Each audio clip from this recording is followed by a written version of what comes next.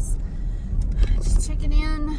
I know I had told you guys that I was going to do a video of the birth story back a little while ago, and I just haven't gotten around to it because recovery and birth and all that and the holidays and then sickness and everything has just gotten in the way of that. So I'm going to go ahead and fill you guys in on what happened. So let's get into it. I'm going to do the short version for you guys, and I'm not going to give any details, like major details. So let's get into this. So she was due the second week of December, and they had scheduled or wanted to schedule my induction day for a week earlier than that, due to the fact of two things. One, the amniotic fluid was higher than what it's supposed to be, and she's measuring, or was measuring, bigger than what my first pregnancy was at that stage. So, and I'm also 2 years older than when I had my first son. So I was like, okay, I'll be 39 weeks. She's fully formed, fully developed. I don't like doing that. I like to go all 40 weeks if possible, but I know sometimes you just can't help it. And whatever's best for the baby is fine. So I was like, okay, 39 weeks it is. So everything was fine. Oh, excuse me. Had a great pregnancy the whole time. And then it rolled around, the first week of December rolled around. So we were instructed to call at 9:30 at night the previous day of the actual induction day, and call in and see if they had any room for us. Well, previously with my first child, they told me to do the same thing, but they told me that they didn't have any room for me. They turned me away, blah, blah, blah. I had to come the next day. So I was fully prepared to do the same thing for this baby.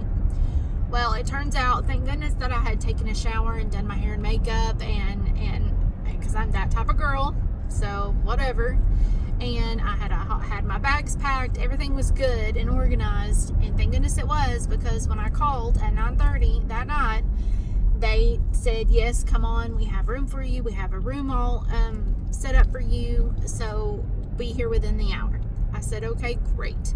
I left my son with my parents. He was so excited. He was good, so I was not stressed about that. So we drove to the hospital. Everything was fine. Started having contractions at dinner, because they always tell you to eat a good meal before you come in. I ate a big meal, and it was at one of my favorite restaurants. Thank goodness I did, because I did not eat for the next few days. Because little did I know that I would not give birth until 3 days later. 2 days later. Well, yeah, 2 days later. So, yeah. And so I got hooked up to the monitors. I was instructed to go straight to the room. I got in the gown. My husband unloaded the car. We got all settled and in for the night. That stupid IV that I hate was put in. I went from 1 centimeter to 4 centimeters on my own. Then at 4 centimeters, I wanted the epidural. They started the Pitocin, and I don't know about you guys, but having Pitocin contractions versus the real contractions are a pain in the ass. They hurt like a mother. Yeah. So, and if anybody is pregnant or has given birth or whatever, and you know what I mean, yeah, it is no joke. So anyways, so then I got to that on my own. Then I started the epidural. My last time I got an epidural, it did not work. They had to adjust it 3 different times. Well, this time it worked the first time, or so I thought. So it worked, so I could actually rest. And they did this procedure to put me from 4 to 6 centimeters because it wasn't progressing as fast as they wanted it to. So the procedure worked. It did not harm the baby or myself. It actually sped the process up, which was good, because I was thinking, okay, great, I'm going to go in at nighttime, get all this working, get my body going, and then I'm going to have her the next day. Little did I know that was not the case. That was nothing like that happened. Nothing that I thought in my head as a mother about to give birth happened that I thought would happen. And I know you never, like, you can plan it all in your head, but it never works out. Well, nothing that I planned in my head worked out. Not a single thing. So my husband didn't pack anything. He packed one change of clothes. He was not prepared. I was not prepared to be there for multiple days. Neither was he.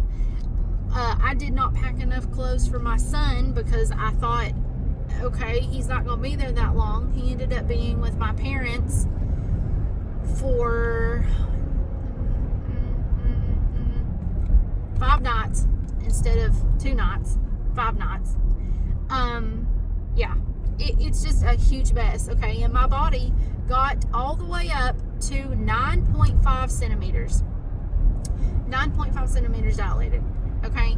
That's good. My body was progressing like it should, and I was all for having a regular birth. And I call it regular in my head, but every woman's different, and I get it. But in my head, that's a regular birth, is you have it naturally with the medicine if you choose, whatever, but you have it naturally, okay? I was all prepared for that. I did it the first time. I was going to do it the second time. Well, she was a bigger baby. She was measuring bigger, and every time I had a contraction,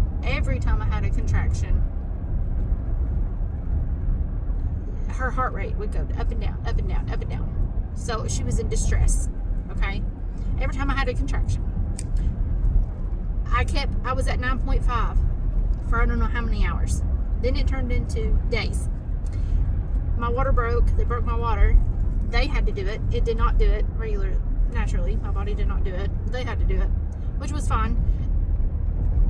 They were pumping me full of fluids, and my epidural wore off multiple times. They've given me the maximum amount of epidural that your body can handle. I was at like a small percentage, like I only had like a small percentage left of what they could give me. And so then it was just kind of like, okay. And then my body just stopped. It just stopped. And I stopped progressing. I stopped dilating. I stopped everything. My body quit. It just gave out. Pretty much. It gave out. It stopped progressing. I stopped at 9.5. I was like, you have to be shitting me. What is going on? I'm exhausted at this point. 40 hours of labor later, they finally told me, hey, we're going to have to take her. Your body's not progressing anymore. Your body's giving out. We have to take her. So you have to do a C-section. You have to. I said, you got to be shitting me. I've come this far for you guys to take her. And they're like, yes, we have to take her. You can no longer labor. We can no longer allow you to do that. Your body's giving out. We've got to take her, and we got to do it now within the hour. I cried. Let me tell you, girls, I cried for hours. I was like, this is ridiculous. I mean, I was so mad at myself. I thought, like, I blamed myself, and I could not fathom it and wrap my head around it. I was like, I come this far, and you're gonna take her from me. Whatever's best for the baby, I said, whatever's best. Take her, do it now. They turned off everything to prepare me to be either put to sleep or be cut open. So they had to slow down my epidural medicine. So the last hour, it was unmedicated.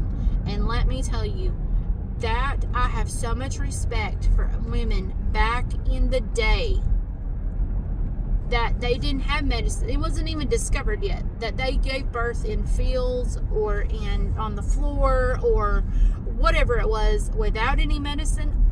Congratulations. I have so much respect for you, because that last hour I could have killed somebody. I was at my wit's end. I could have come off that table. I almost come off that table and whipped that nurse's ass. I was so mad. I was just done. I was so done. And after 40 hours, you cannot blame me for that. And I went back and I apologized for being a huge bitch to that nurse. I had been great. I deal with pain well. I deal with everything well. But after 40 hours, no. And that last hour, unmedicated, everything, no. No. I got sick. My body started shutting down. It was so bad. It was so bad that I went back and I apologized to that nurse because I could have whipped her ass for turning off all that shit and making me lay there to prep the OR unmedicated after I'd been in labor for that freaking long. It was terrible. So then they took her. They got me in the OR. They said, I'm sorry, ma'am, if your body does not progress and numb, if it doesn't take more of the epidural, I cannot give you any more. You're at your max. We're going to have to put you to sleep. I said, no, you're not. No, you are not. You're not taking that away from me either. No. I freaked out. I was just like, no. I said, just give me a little bit longer. I promise it'll work. Just, my body's been through a lot. And they're like, okay, you've got 5 minutes. If it does not take in 5 minutes, we've got to put you to sleep because we've got to get this baby out.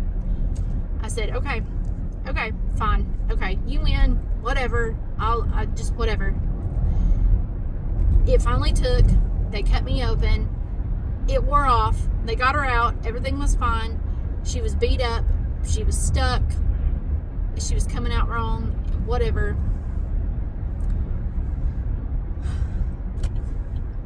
I was laying on the table. I was just crying. I was just miserable at that point.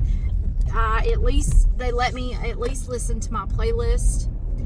And I know for some women, they opt out to do C-sections. More power to you. That was not my plan. I did not want it. I don't like it. I didn't want to have another surgery. No. And after coming through labor that long, for that many days, I could not fathom it. But they took her. She was fine. She was healthy. She cried. Everything was fine. And then the epidural wore off. And I could feel them sewing me back up. And I said, I don't feel right. And I remember this, and then I black out. I do not feel right.